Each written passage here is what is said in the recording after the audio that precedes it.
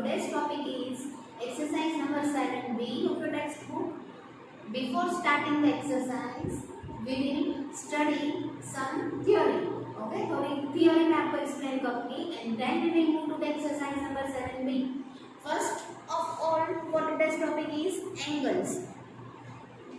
Okay, so angle is made by two rays that start at the same point. Angle कैसे बनता है? To raise, जो to raise ऐसी होनी चाहिए जिनका स्टार्टिंग पॉइंट है वो सेम होता है. Okay, see on the page number 52 of your text book you are given the picture of an angle. Okay, जहाँ पे आपको एलिफेंट दिया है वहां पे एग्जैक्टली ऊपर आपको एंगल दिया है, एंगल का पिक्चर है. उसमें आपको पता चल जाएगा कि एक यहाँ से ऐसे रे पास हो रही है और दूसरी रे का जो इनिशियल या तो बिगिनिंग पॉइंट है वो भी वहां से ही है एंड पास हो गए तो दूसरी रे.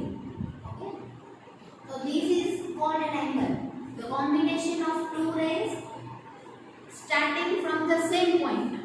ओके, तो दोनों यहाँ पे देख सकते हो कि एक रे मैंने ड्रॉ की है और अगर मैं दूसरी रो को भी ड्रॉ कर लेती हूँ इसी पॉइंट में से निकाल के, तो ये दोनों रेज जो है उनका कॉम्बिनेशन जब मिक्स प्लस करते हो तो एंगल बन जाता है. एंड उनका मेन कैरेक्टर क्या है, मेन कैरेक्टरिस्टिक क्या है कि वो दोनों सेम टू सेम पॉइंट से स्टार्ट होगी. ठीक है, their starting point is same. Here the angle is given the name AOB. AOB. अब यहाँ पे O है, वहाँ पे एक एंगल ये फॉर्म हो रहा है, तो यहाँ पे जो फॉर्म हो रहा है वो एंगल है.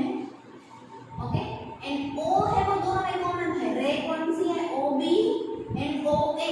तो दोनों में ये जो कॉमन पॉइंट है O वो इसका वर्टेक्स है. Okay, what is the vertex here? O. क्यों O वर्टेक्स है? क्योंकि आपके पास जो एंगल की दोनों रेज है वो स्टार्ट हो रही है सेम पॉइंट O में से, तो जो कॉमन है तो सेम पॉइंट है दोनों का, वो वर्टेक्स आप बोल रहे हैं. ठीक है, तो O is the vertex here and OA and OB are the arms. Okay, आपको यहाँ पे OA दिया है, यहाँ पे OB दिया है, but I am giving here OA. तो OA इसका एक आर्म है एंड OB है ये इसका दूसरा आर्म है. ठीक है, आर्म 1 एंड 2. तो ये है एंगल के डिफरेंट पार्ट्स जो मैंने आपको समझाया. ठीक है, जो कॉमन पॉइंट है वो वर्टेक्स है, कॉमन पॉइंट के ऊपर जो बन रहा है वो एंगल है और बाकी की जो दो रेज हैं वो उसके आर्म्स हैं. अब the wider the opening between the arms, the greater is the angle. जितना भी ये एंगल वाइड रहेगा, ये जो डिस्टेंस है वो वाइड रहेगा, यहाँ पे जो डिस्टेंस है वो वाइड रहेगा, मतलब ब्रॉड रहेगा. तो जितना बड़ा डिस्टेंस रहेगा इन दोनों रेज में उतना बड़ी मेजरमेंट का वो एंगल होगा. जितना भी डिस्टेंस कम होगा तो उतना वो एंगल छोटा होगा. ये दोनों आर्म्स है जो एंगल के, उसके बीच में जितना डिस्टेंस कम होता है उतना एंगल छोटा होता है, एंड जितना डिस्टेंस ज्यादा होता है उतना एंगल भी ज्यादा बनता है, बड़ा बनता है. ठीक है, in the figure OA and OB forms an angle at O. The symbol for an angle is this. Angle का सिंबल क्या है? ये आप थोड़ा स्लैंटिंग में कैपिटल L लिखते हो वो एंगल AOB. ओके, ये जो एंगल का सिंबल दिया है थोड़ा स्लैंटिंग में अगर आप कैपिटल L लिखते हो तो वो है एंगल का symbol. Okay, now the measurement of an angle, the unit for measuring the size of an angle is degree. आप मेजर करते हो एंगल को तो वो उसके लिए यूनिट कौन सा, जैसे आप कोई लिक्विड का मेजरमेंट करते हो लीटर्स मिलीलीटर्स यूनिट यूज करते हो, कोई सॉलिड थिंग के लिए आप किलोग्राम्स एंड ग्राम्स यूज करते हो मेजरमेंट यूनिट. फिर डिस्टेंस होता है तो उसके लिए आप किलोमीटर से मीटर्स यूज करते हो यूनिट के लिए. तो जो एंगल है उसका मेजरमेंट वो कितना बड़ा है कितना छोटा है उसका मेजरमेंट करने के लिए जो यूनिट है वो है डिग्री. ओके, तो डिग्री क्या, the symbol for the degree is a small circle shown at the top right of the number. For an example, 35 degree, तो राइट हैंड साइड के ऊपर आप जो स्मॉल सर्कल करते हो वो डिग्री का सिंबल है, ठीक है। एंगल को मेजर करने का यूनिट है डिग्री, एंड डिग्री को लिखने का जो सिंबल है वो ये है। जो भी नंबर है, एंगल का मेजरमेंट का नंबर है, उसके ऊपर आप स्मॉलर राइट हैंड साइड में सर्कल कर देते हो, तो that is the symbol of degree. Okay, now we will move to the next page, that is names of angles. On page number 53 on your textbook, angles have names depending on their measurements. Measurement कैसा है, कितना है, उसके ऊपर से angle के different different नाम है, तो वो अब हम देखेंगे। A full turn is called a complete angle. Okay, full turn, अगर ये तो यहाँ पे इतना ही टर्न है, ओके, तो मैं ये टर्न अगर ऐसे पूरा कर दूंगी तो ये एक पूरा जो टर्न है वो क्या कहलाता है, complete angle. And complete angle का मेजरमेंट क्या होता है, 360 डिग्री।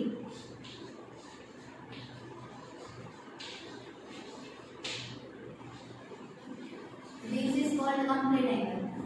ओके, क्यों कंप्लीट है, क्योंकि यहाँ पे पूरा सर्कल जो है वो कंप्लीट हो जाता है, इसलिए कंप्लीट है, complete angle. And the measurement of complete angle is 360 degree.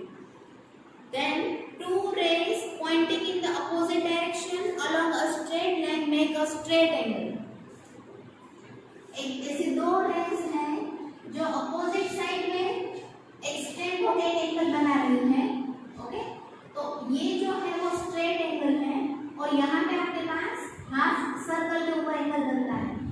पूरा सर्कल होता है तो 360 degree, that is complete angle. And half circle का जो एंगल बनता है वो 360 का हाफ, दैट इज 180 डिग्री होता है। एंड 180 डिग्री जो है वो स्ट्रेट लाइन पे फॉर्म होता है, इसलिए आप उसको नाम देते हो straight angle. Okay, 180 degree is formed on the straight line with two opposite rays. एक रे है वो पॉइंट के लेफ्ट हैंड साइड में एक्सटेंड हो रही है, और दूसरी जो रे है वो पॉइंट के राइट हैंड साइड में एक्सटेंड हो रही है, लेकिन फिर भी दोनों का इनिशियल पॉइंट जहां से वो स्टार्ट हो रही है रेस वो सेम है या तो कॉमन है। इसके लिए ये जो एंगल है वो स्ट्रेट लाइन के ऊपर फॉर्म हो रहा है, और ये स्ट्रेट एंगल है। ओके, स्ट्रेट एंगल जो हाफ सर्कल है, तो पूरा सर्कल 360 डिग्री का, तो हाफ सर्कल उसका हाफ, दैट इज 360 का हाफ 180 डिग्री का, तो straight angle will measure 180 degree. Clock में कब कितने बजे कौन सा एंगल बनता है वो आपको टेक्स्ट बुक में दिया है। At 6 o'clock in the clock the straight angle is formed. जब 6 बजते हैं सुबह के या शाम के, तो क्लॉक के जो दोनों एंड्स हैं उनके बीच में 180 डिग्री का स्ट्रेट एंगल बनता है। Okay, then we will come to the right angle. तो right angle measures 90 degree. Right angle का मेजर कितना है, 90 डिग्री।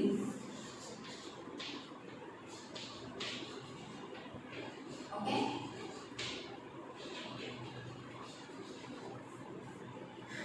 सी 180 डिग्री के एंगल को कट कर दो बीच में से, तो इतना जो हाफ का भी हाफ बनता है वो राइट एंगल बनता है, ठीक है। 360 complete, 180 straight angle. Straight angle का जो आधा करते हो, दैट इज 180 का आधा हाफ, वो 90 डिग्री होता है, एंड वो है आपका नेमली उसका बोलते हो राइट एंगल। 90 डिग्री जो एंगल है उसका नाम है राइट एंगल। ओके, एंड जब घड़ियाल में आपके क्लॉक में 3 o'clock बजते हैं तब राइट एंगल फॉर्म होता है, ठीक है।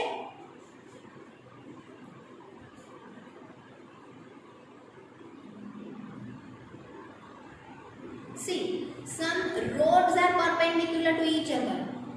Perpendicular एंगल जो है वहाँ पे straight angle, sorry complete angle के 4 पार्ट बना है। कंप्लीट राउंड है, ओके, उसके मैंने 4 पार्ट बना लिए हैं, 360 के 4 पार्ट्स।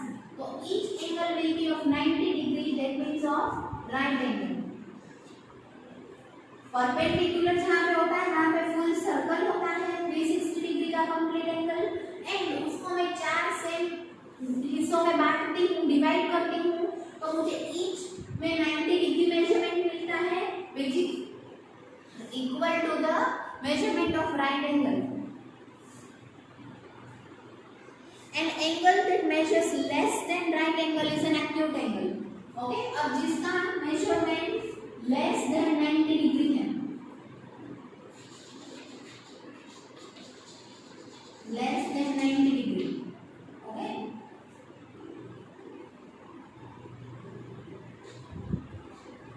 वो है एक्यूट एंगल.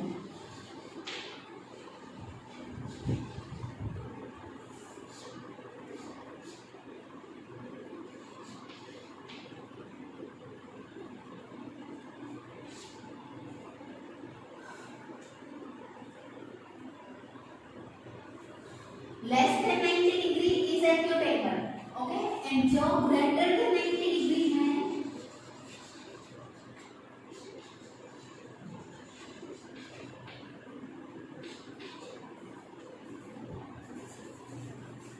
वो है आपका obtuse angle. आपको याद रखना है ये सारे types, okay. obtuse angle measures greater than 90 degree. Now आपको मैं बताना चाहूंगी यहाँ पे an angle that is greater than right angle but less than a straight angle.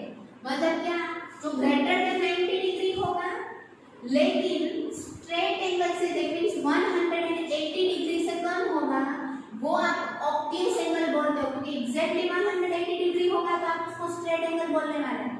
तो 90 से लेके 180 के बीच में जितने भी एंगल्स हैं वो obtuse angles हैं, ओके. 90 से बड़ा लेकिन 180 से छोटा होता है वो ऑब्ट्यूज होता है, 90 से कम होता है वो एक्यूट होता है, एग्जैक्ट 90 डिग्री है वो राइट एंगल है, 180 डिग्री है वो स्ट्रेट एंगल है, एंड 360 डिग्री जो है वो कंप्लीट एंगल है.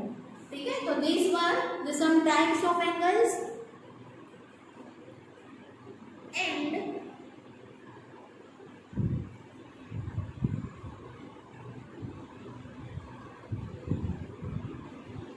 now we will move to our next point, that using a protector.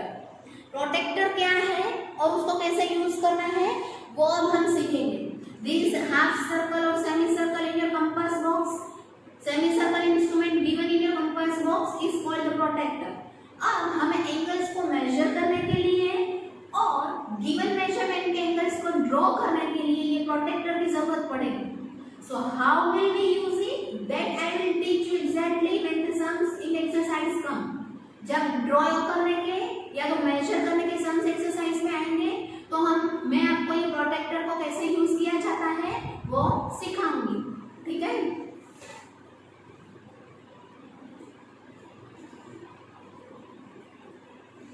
आपको दिया है कि a protector can be used to draw an angle of a given measurement and it can also be used to measure an angle, जो मैंने आपको बताया. ठीक है, so we shall move to the exercise number 7b now, and in which question number 1. Your question number 1 is the arms of the angle are dash and dash. आपको एक angle का picture दिया है, उसके आपको आर्म्स पूछे हैं. ठीक है, नाम आपको दिया हुआ है एंड वो नाम के ऊपर से आपको उसके आर्म्स के वर्टेक्स के नाम लिखने हैं. ठीक है,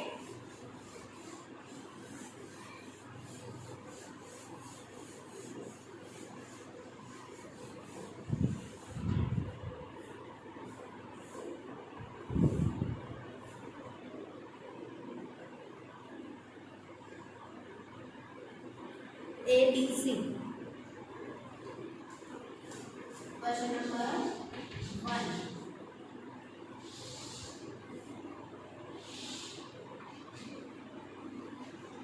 एंगल आपको दिया है और उसका B वर्टेक्स C है एंड A ये है आपके पास एंगल ABC. तो you are asked the arms of an angle. Arms मतलब जो टू रेज है उसके आपको नाम लिखना है. तो वन रे is BC and other one is BA. Okay, or else you can write on AB and BC, but we will go with the vertex. We will start with the vertex point always. जो initial point दोनों raise का same है उससे of नाम लिखना शुरू करेंगे तो BA and BC and mind when the angle is a combination of two rays, that's why we will write down rays when we will write down the name of arms. BA and BC are the two arms of the angle. Vertex of the angle, vertex मतलब दोनों में common point कौन सा है वो आपको पता है B. ओके BA तो BA रे है उसमें भी B पॉइंट से स्टार्टिंग हो रही है एंड जो BC रे है उसमें भी आप स्टार्ट कर रहे हो B से ही, दोनों में कॉमन B है इसलिए वो वर्टेक्स है, ठीक है। And then the symbol for the angle, symbol तो सिंबल आप कैसे लिखते हो slanting L, okay capital L जो है उसको slanting and then you will write down the name of the angle that is CBA और ABC anything, okay angle ABC। Vertex point है वो एंगल का बीच में आना चाहिए while writing down the name of the angle. जब आप एंगल का नाम लिखते हो तो वर्टेक्स जो है वो बीच में आना चाहिए, okay. Now question number 2 we have to put less than और ग्रेटर देन। जितने एंगल्स के आर्म्स जो है वो ज्यादा स्ट्रेच किए हुए होंगे उतना वो एंगल बड़ा होगा। विदाउट मेजरमेंट आपको बताना है कि कौन सा एंगल बड़ा है कौन सा छोटा है एक दूसरे में से, ठीक है। तो वो कैसे बताओगे, एंगल के आर्म्स जो है वो कितने स्ट्रेच है, AOD एंड AOC। आप देख लो AOD जो है वो ज्यादा ब्रॉड है कि AOC है वो ज्यादा ब्रॉड है, ज्यादा स्ट्रेच या वाइड किसके आर्म्स है, AOD के या AOC के। Angle AOD is greater than angle AOC, okay. AOC क्यों छोटा है और AOD क्यों बड़ा है आपको पिक्चर देख के ही पता चल जाएगा कि AOD की जो विड्थ है वो AOC की विड्थ से थोड़ी ज्यादा है, तो AOD is greater than that of AOC। then COB and AOB, angle COB is less than angle AOB। AOB मतलब आपका पूरा बड़ा जितना भी एंगल है वो आ जाता है एंड COB में आप अगर देखो तो ऊपर का AOC वाला पोर्शन कट होके आता है, तो फुल एंगल की विड्थ है उसके आर्म से वो ज्यादा वाइड स्ट्रेच किए हुए हैं comparing to COB, okay, so COB will be less, AOC and COD, angle AOC is greater than angle AOD। अब आपको खुद पता लगाना पता चल जाएगा, ठीक है। AOC ज्यादा ब्रॉड है COD से, वो greater होगा, AOC will be greater then DOC and BOC।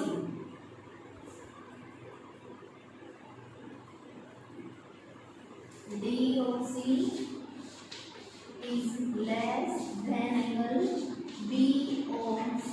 आप पिक्चर देखोगे एंगल्स का तो आपको समझ में आ जाएगा कि DOC की विड्थ है वो कम है BOC से, ओके, वो थोड़ा कम स्ट्रेच किया हुआ है BOC के कंपैरिजन में, तो वो लेस है BOC।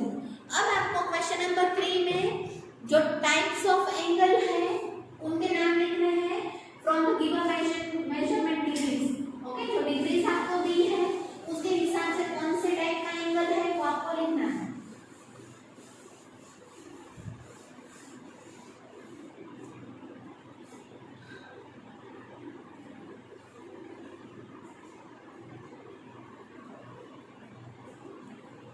One, 3A is 110 degree.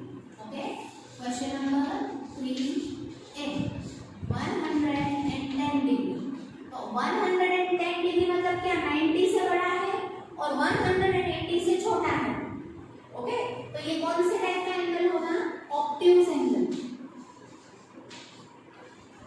मैंने आपको जब एंगल के टाइप्स और उसकी डिग्रीज एक्सप्लेन की थी थ्योरी में तब मैंने आपको बताया था कि 90 और 180 के बीच में जो एग्जैक्टली आता है वो ऑब्ट्यूज होता है। तो ये जो 110 है वो 90 और 180 के बीच में आता है ना ये नंबर, तो ये ऑब्ट्यूज एंगल होगा, ठीक है। फिर B number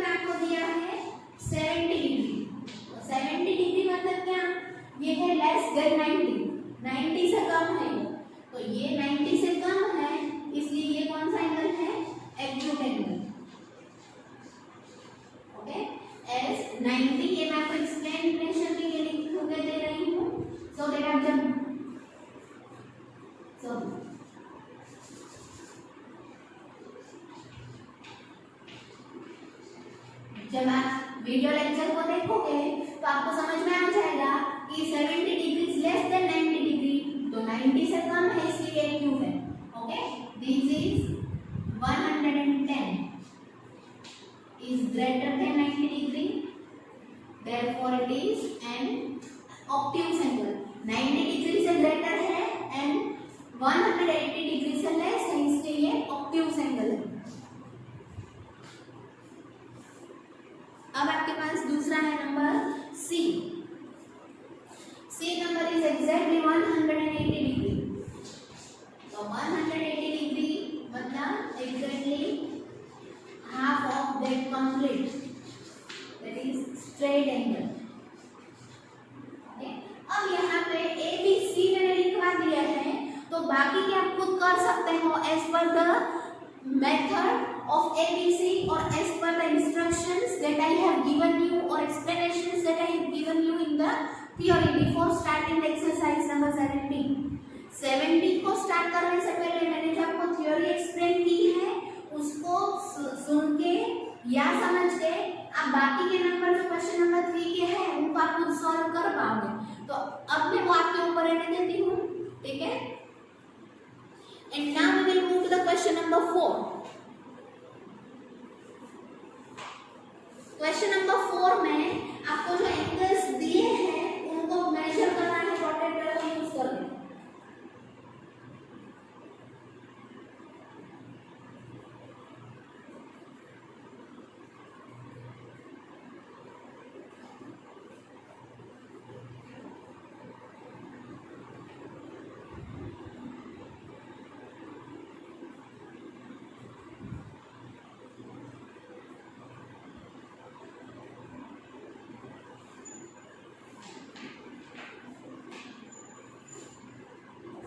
Okay, but how will you use the protector to measure the given angles? And in the next question, how will you draw the given angles?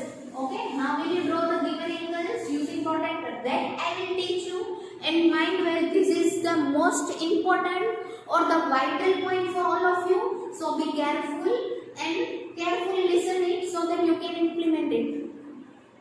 आपको जो एंगल दिया है फर्स्ट ए नंबर का question number 4A, तो 4A में आपको जो angle दिया है उसकी एक लाइन है, ये बेस लाइन है। नीचे जो एंगल के नीचे की लाइन रहती है वो उसकी बेस लाइन होती है, ठीक है। अब बेस लाइन आपको दी है, वहां पे आपके प्रोटेक्टर की बेस लाइन आ जानी चाहिए। मैं ड्रॉ करूंगी फिर आपको एक्सप्लेन कर पाऊंगी, क्योंकि मुझे बोर्ड पे एंगल्स ड्रॉ करके दिए हुए नहीं है। तो first I will draw the given angle, then only I will be able to explain you all.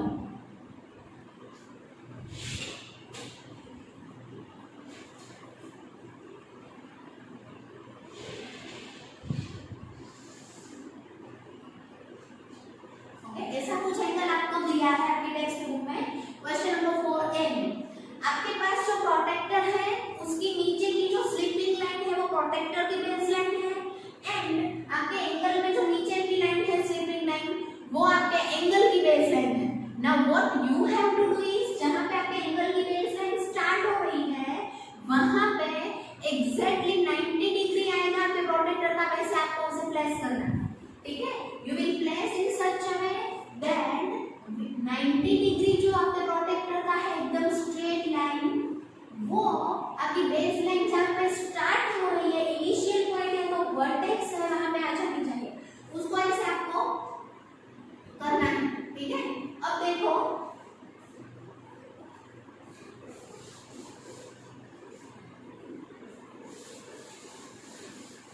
let me draw it once again in exactly middle।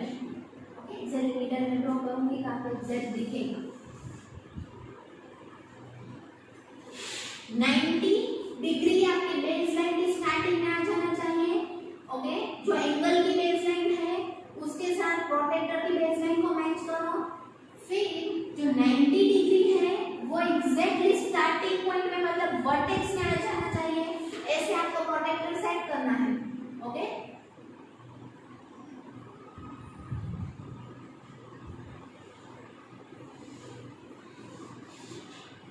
आप देखो यहाँ पे जो एंगल फॉर्म हो रहा है वो कौन कितने मेजरमेंट में आपको कैसे पता चलेगा?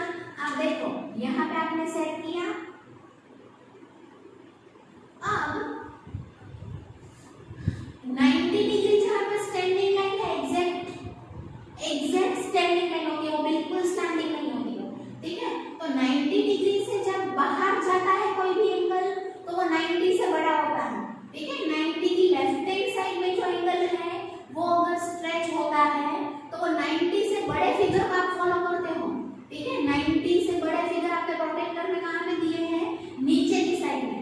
90 की लेफ्ट हैंड साइड में जो आपको फिगर्स दिए हैं वो बड़े हैं 90 से, तो यहाँ पे आपकी जो एंगल की एग्जैक्ट लेंथ क्या हो रही है? 180। आपको 90 से जो बड़ा नंबर है वो 90 से लेफ्ट हैंड साइड में स्ट्रेच होके मिलता है, ठीक है। तो ये जो एंगल है वो आप अगर मेजर करोगे प्रोटेक्टर यूज करके तो आपको पता चलेगा कि 120 डिग्री का हो रहा है।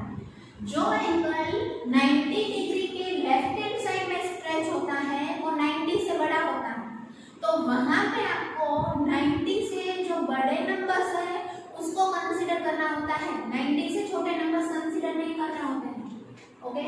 Baseline of the angle and then 90 degree on the vertex point in such a way you will place your protector, okay। baseline angle की है उसके ऊपर आपके protector की baseline आ जानी चाहिए and जो vertex point है उसके ऊपर exact 90 डिग्री आ जाना चाहिए, ठीक है। तो 90 डिग्री मेरा आ गया, अभी 90 से लेफ्ट हैंड साइड में बाहर स्ट्रेच हो रहा है तो ये एंगल 90 से बड़ा है, तो 90 से बड़े वाले नंबर्स में देखूंगी कौन से नंबर पे एग्जैक्ट आ रहा है? 120 डिग्री पे, okay. So this angle number 4a will measure 120 degree, okay। so this is how you will measure the angles by using a protector। next question is number 4b। तो 4b के लिए मुझे फिर से angle पहले draw करना पड़ेगा, फिर मैं आपको एक्सप्लेन करूंगी, ठीक है।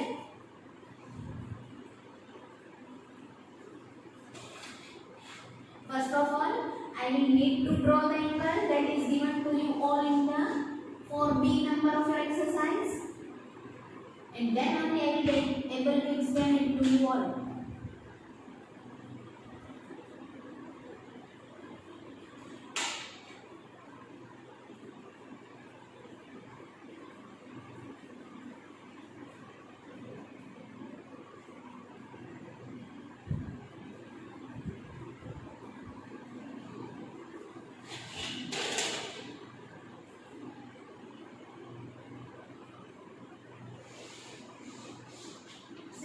This is how you are given your angle number 4b, okay।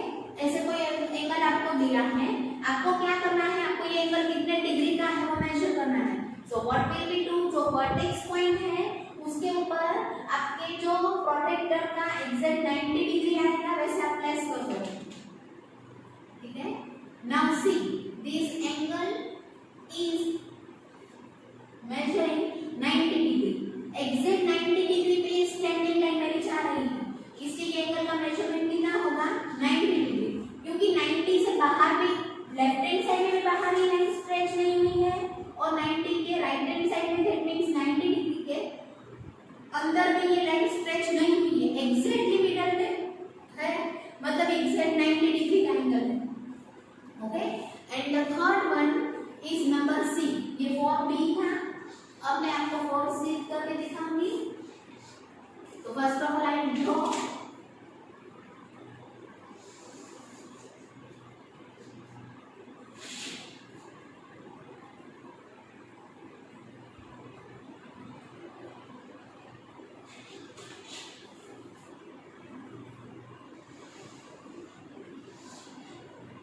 this is how you are given the C number angle। C number का एंगल आपको कुछ ऐसे ड्रॉ करके दिया है, क्या करना है? जहां पे वर्टेक्स पॉइंट है वहां पे आप प्रोटेक्टर का 90 डिग्री मार्क है वो एग्जैक्ट सेट करो, okay. Baseline of an angle should match with the baseline of your protractor, protractor की जो बेसलाइन है स्लिपिंग लाइन उसके साथ आपकी जो एंगल आपको ड्रॉ करके दिया है या ड्रॉ करने वाला है हो उसकी बेसलाइन मैच होनी चाहिए। आपने एग्जैक्ट सेट कर दिया है 90 डिग्री के ऊपर आपका वर्टेक्स। अब आप देखोगे ये 90 डिग्री है, उससे अंदर ये एंगल आ रहा है। 90 डिग्री यहाँ पे है अगर, तो ये एंगल 90 डिग्री से अंदर जा रहा है। तो 90 डिग्री से जो राइट हैंड साइड में अंदर जाता है वो 90 से छोटा होता है। फर्स्ट एंगल जो था वो 90 डिग्री यहाँ पे था एंड उससे बाहर जा रहा था, तो इसलिए वो 90 से बड़ा हो गया। अब ये 90 के अंदर आ रहा है, इसलिए आप 90 से छोटे नंबर्स को कंसीडर करोगे ये एंगल की लाइन को मेजर करने के लिए। ठीक है, so here you can see that this angle is measuring 45 degree. Okay, 40 and 50 के बीच में जो मार्क दिया है उसके ऊपर ये वाला एंगल की लाइन बढ़ रही है, इसीलिए एंगल जो है वो 45 डिग्री का है। ओके, माइंड वेल, जो एंगल एग्जैक्ट 90 डिग्री का होता है वो स्ट्रेट होना है एंड जो 90 के अंदर राइट हैंड साइड में अंदर आता है वो 90 से छोटा होता है। तो आपको 90 से छोटे नंबर्स कंसीडर करने हैं। जो 90 डिग्री के बाहर स्ट्रेच होता है लेफ्ट हैंड साइड में वो 90 से बड़ा होता है, तो आपको 90 से बड़े नंबर्स कंसीडर करने होते हैं। ठीक है, so this was your question number 4B। Now sorry, 4C. Now we will move to the next question in which you have to use a protector and draw the given degrees. आपको protector use करके जो degrees दिए हैं उतने degrees के angles को draw करना है। So we will move to the question number 5 now. See, measurement of angle and drawing of angles of given degree are two very important concepts for all of you for your further standards as well. Okay, आपके next standard के लिए ये बहुत important है, इसलिए आप इनको carefully देखना, समझना एंड प्रैक्टिस करना। ठीक है, first angle you are asked to draw is 60 degree. Question number 5 में 60 degree you are asked. So what will you do first? सबसे पहले आप कोई भी मेजरमेंट की एक रे बना सकते हो अपनी स्केल की हेल्प से। ठीक है, यहाँ पे मेरे पास स्केल भी प्रोटेक्टर नहीं है तो मैं उसकी हेल्प ले रही हूँ। ठीक है, अब मैंने जो एक रे ड्रॉ कर दी है वहां पे एक वर्टेक्स पॉइंट कर दूंगी। वर्टेक्स करने के बाद मैं क्या करूंगी, एग्जैक्ट वो वर्टेक्स पे मेरा 90 डिग्री आना चाहिए। ठीक है, एग्जैक्ट जहाँ पे वर्टेक्स है वहां पे मेरे प्रोटेक्टर का 90 डिग्री आ जाना चाहिए, वैसे सेट कर दूंगी। फिर 90 से छोटा एंगल आपको 60, 90 से छोटा है वो ड्रॉ करना है, तो 90 के राइट हैंड साइड में 60 कहाँ पे आ रहा है उसको मैं मार्क कर दूंगी। 90 से छोटा एंगल जो है वो 90 के अंदर ड्रॉ होता है, मतलब राइट हैंड साइड में। अब यहाँ से मैंने जो मार्क किया है 60 डिग्री का उसको मैं वर्टेक्स पॉइंट से लेके मार्क तक ज्वाइन करूंगी स्केल से, तो ये हो गया आपका 60 डिग्री एंगल। अब आप इसको कोई भी नाम दे सकते हो, x, y, z। क्या करना है, सबसे पहले आपको कोई भी कन्वीनियंट लेंथ की एक लाइन ड्रॉ करनी है एंड देन वहां पे एक आप पॉइंट वर्टेक्स रख देते हो। आपको एक रे ड्रॉ करनी है तो पॉइंट, इनिशियल पॉइंट का आपको रखना ही पड़ता है, स्टार्टिंग पॉइंट। तो वो स्टार्टिंग पॉइंट आपने लिख लिया, वहां पे आपके प्रोटेक्टर का एग्जैक्टली 90 डिग्री है वैसे आपको लिखना है, रखना है, एडजस्ट करना है। ठीक है, ये वर्टेक्स पॉइंट के ऊपर मेरा 90 डिग्री हो गया। अब मुझे 90 से छोटा एंगल ड्रॉ करना है, इसलिए मैं 90 के राइट हैंड साइड में जो नंबर्स दिए हैं उनको फॉलो करूंगी। Okay, now this is question number 5A and we will see next question number 5B। 5B में आपको 90 डिग्री ड्रॉ करना है। So our first task will be a ray. एक आपको रे ड्रॉ करनी है, बेस लाइन भी आप इसको बोल सकते हो। देन एक वर्टेक्स पॉइंट के लिए पॉइंट कर दो आप, या तो रे ड्रॉ करते हो तो आपको स्टार्टिंग पॉइंट तो चाहिए ही, तो रे का एक स्टार्टिंग पॉइंट कर लो, वहां पे एग्जैक्टली 90 डिग्री मार्क कर दो। Okay, 90 degree. अब आपको एंगल एग्जैक्टली 90 डिग्री का ही ड्रॉ करना है, तो आपके प्रोटेक्टर में 90 डिग्री कहाँ दिया है, एग्जैक्टली बीच में जहाँ पे दिया है वहां पे आप बुक में मार्क बना लो and then join it, then mark with the vertex of the starting point of the ray। तो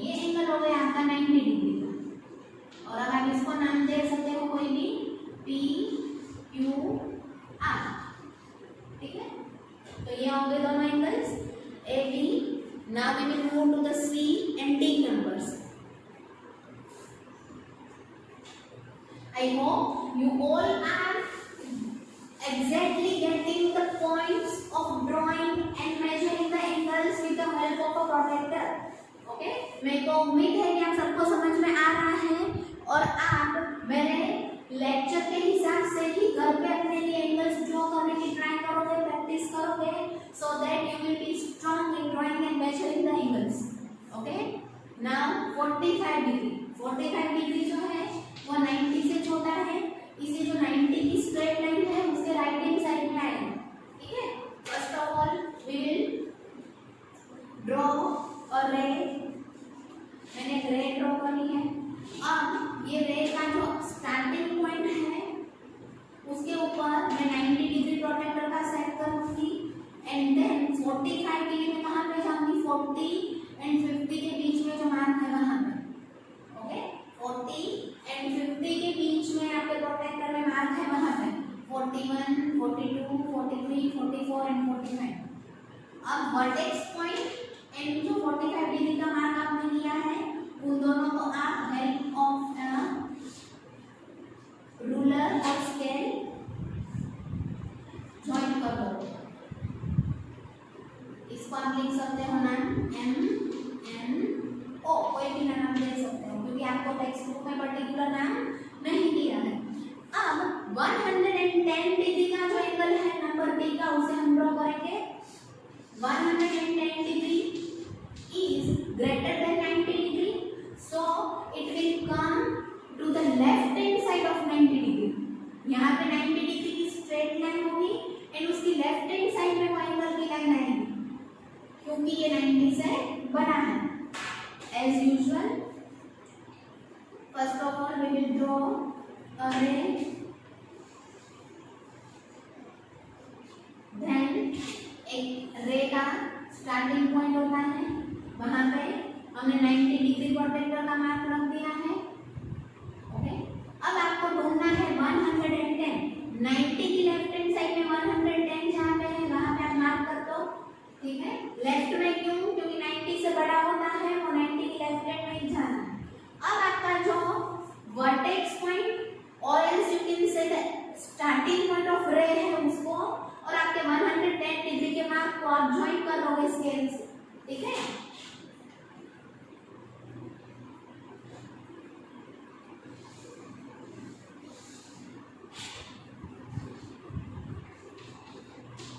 ये एंगल हो गया आपका 110 डिग्री का and we will name it A B C. So this is how we will use a protractor to draw and to measure the angles. Now we will move to our next question, which is question number 6, in which we are asked true or false. A straight angle is 1/4 of a complete angle. Complete angle का 1/4 मतलब पहले आपको तो ये सोचना है कि 1/4 of a complete angle क्या होता है. ठीक है, as you already know 1/4 of means what, multiply. Okay, 1/4 of complete angle. तो कंप्लीट एंगल का मेजरमेंट होता है 360 degree. 4 1s are 4, 4 9s are 36, 90 degree. तो 1/4 ऑफ स्ट्रेट कंप्लीट एंगल तो 90 डिग्री होता है. तो आपको टेक्स्ट बुक में दिया है कि straight angle means 1/4 of complete angle. 90 degree जो है वो तो राइट एंगल है. 1/4 of complete angle is 90 degree. तो 90 डिग्री को आप स्ट्रेट बोलते हो, नहीं बोलते हो.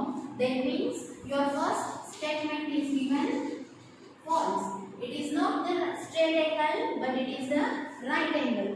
Now next, a right angle is half of a straight angle. Half of straight angle.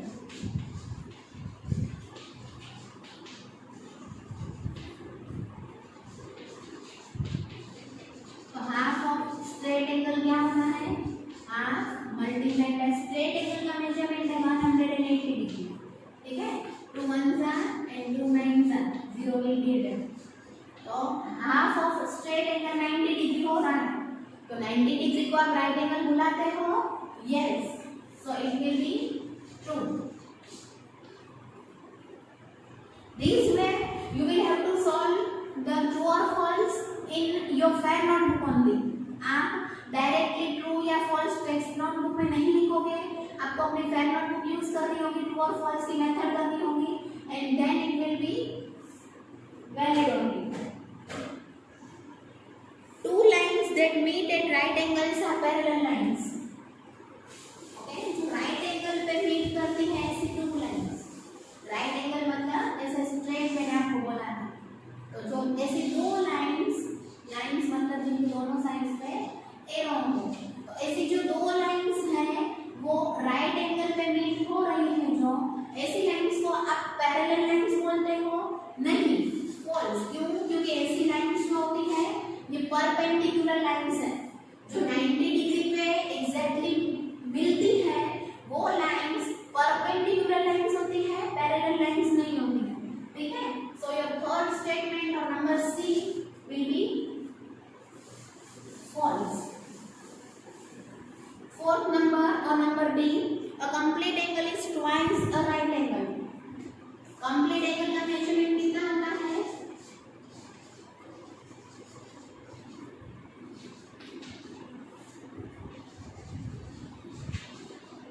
360 degree.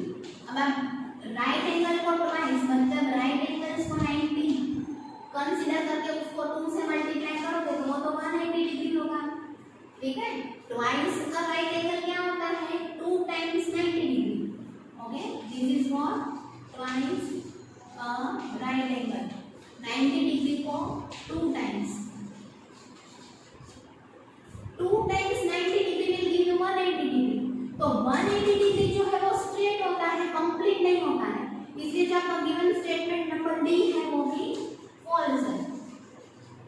Okay, then E number, parallel lines never meet. Yes, तो ये ट्रू है. मैं आपको ये शायद थ्योरी में बोलना भूल गई. पैरेलल लाइंस ऐसी लाइंस हैं कि जो कहीं पे भी एक दूसरे को टच नहीं करेंगे. आप इनको जितना भी एक्सटेंड करके जाओगे तो ये ऑन एंड ऑन जाएंगी, लेकिन ये दोनों कहीं पे भी टच नहीं करेंगे एक दूसरे को. ठीक है, कहीं पे भी मीट नहीं करती है. जो आपको ट्रू और फॉल्स में पूछा था, ये लाइंस जो है वो पैरेलल लाइंस है, एंड ये कहीं पे भी एक दूसरे को मिलेंगी नहीं, ज्वाइंट नहीं होती, कहीं पे भी इंटरसेक्ट नहीं करती है. और ये जो डिस्टेंस है in between these two lines, तो ये सेम रहता है, सेम और इक्वल. इन दोनों के बीच का जो लाइंस का डिस्टेंस है वो सेम रहता है, जितनी भी आप लाइन को एक्सटेंड करते जाओगे उतने तक. तो this last statement is true. I have already written. Okay, और ये परपेंडिकुलर लाइंस है जो एक दूसरे को राइट एंगल पे यहाँ पे मीट कर रही है. ठीक है, यहाँ पे एक दूसरे को इंटरसेक्ट कर रही है, टच कर रही है, तो ये perpendicular lines. Now question number 7, true और false. The horizontal and vertical lines are at right angles. Horizontal and vertical lines जो आपको पिक्चर में दी है उसके ऊपर राइट एंगल बन रहा है, ऐसा आपको पूछा है. तो यस, क्योंकि वहां पे ऐसे आपको दिया है, ऐसे आपको दिया है. तो यहाँ पे सारी जगह में राइट एंगल फॉर्म हो रहा है ना, तो it will be true. Your first statement of question number 7 will be true.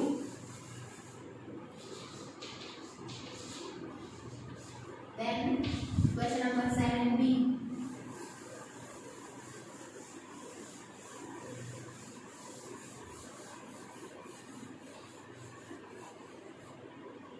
में आपको नेशनल फ्लैग दिया है, तो उसके अंदर जो चक्र है उसके स्पोक्स वो राइट एंगल पे है.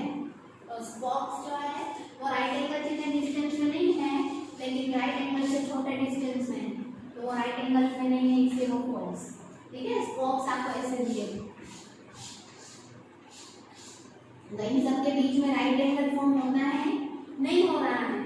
ठीक है, तो it is false. And the arms of the red cross are parallel. आपको ये पैरेलल लाइन का लग रहा है, जो पिक्चर दिया है वो कि परपेंडिकुलर लाइन का लग रहा है.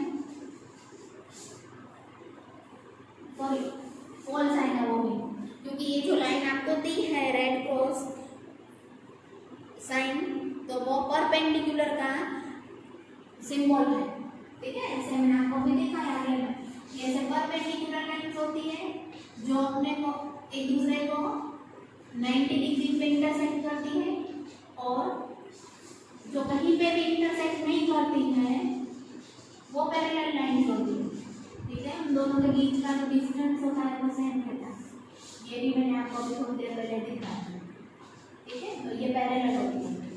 This is for your better understanding और एक्सप्लेनेशन। ये आपको एक्सप्लेन करने के लिए मैंने दिखाई है। परपेंडिकुलर लाइंस ऐसी होती है जो एक दूसरे को 90 डिग्री में इंटरसेक्ट करती है, और पैरेलल लाइंस ऐसी है जो ऑन एंड ऑन जाती है लेकिन एक दूसरे को कहीं पे भी इंटरसेक्ट नहीं करती है। तो C number is false, okay. वहां पे आपको परपेंडिकुलर का पिक्चर देखे पैरेलल पूछा है तो वो फॉल्स है। So this is our exercise number 7b. I hope you all have understood the concept of this exercise very well and you will practice it at your home. Thank you everyone.